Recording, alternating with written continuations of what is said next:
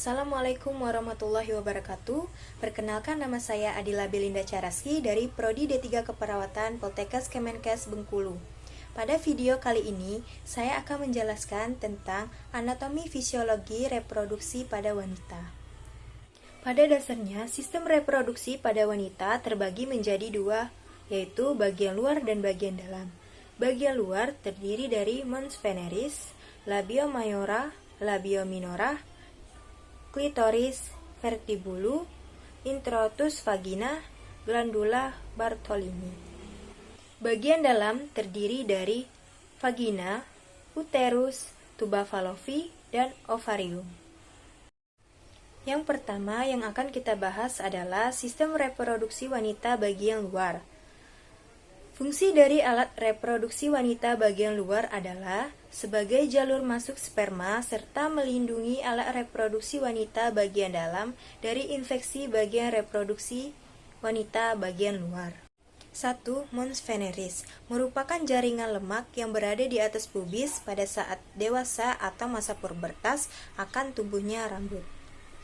Yang kedua adalah labia majora, merupakan jaringan lemak yang berasal dari mons veneris yang berbentuk lonjong ke bawah dan akan bertemu frenulum.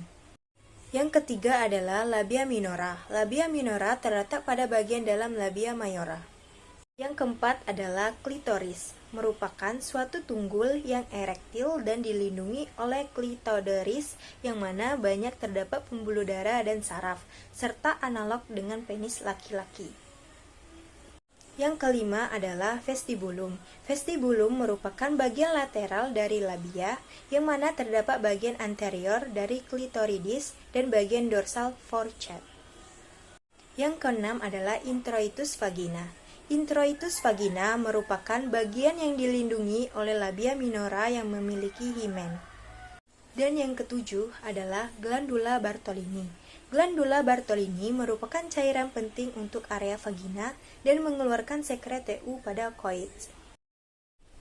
Nah, itu dia pembahasan dari sistem reproduksi pada wanita pada bagian luar. Selanjutnya, saya akan menjelaskan tentang sistem reproduksi wanita pada bagian dalam. Yang pertama adalah 1. Vagina. Berbentuk seperti tabung yang berada di sepanjang uterus sampai ke vestibulum. Fungsi vagina yaitu menjadi jalan keluar darah saat menstruasi dan jalur lahir bayi saat persalinan. Dan fungsi utamanya adalah sebagai terowongan bagi sperma berenang menuju rahim dan tuba fallopi untuk pembuahan. Yang kedua adalah uterus. Uterus merupakan organ muskularis yang berongga alat yang berdinding tebal dan berbentuk seperti buah pir. Adapun bagian uterus dibagi menjadi dua. Yang pertama adalah corpus uteri, terdiri dari perimetrium, myometrium, dan endometrium. Yang kedua adalah cervix uteri. Yang ketiga adalah ovarium.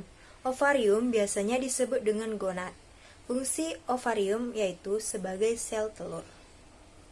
Adapun bagian dari ovarium yaitu epithelium germinatum, tunica albugenia, dan stoma. Yang terakhir adalah tuba fallopi atau oviduk. Tuba fallopi atau oviduk tempat keluarnya ovum yang telah matang. Di mana bagian oviduk ini terdiri menjadi 4 macam. Yang pertama adalah pars interstitial, yang kedua adalah pars insemica, yang ketiga adalah pars ampullaris, dan yang keempat adalah pars infundibula. Nah, demikianlah penjelasan dari saya tentang anatomi fisiologi sistem reproduksi pada wanita. Lebih dan kurang saya mohon maaf. Wabillahi taufiq wal hidayah. Wassalamualaikum warahmatullahi wabarakatuh.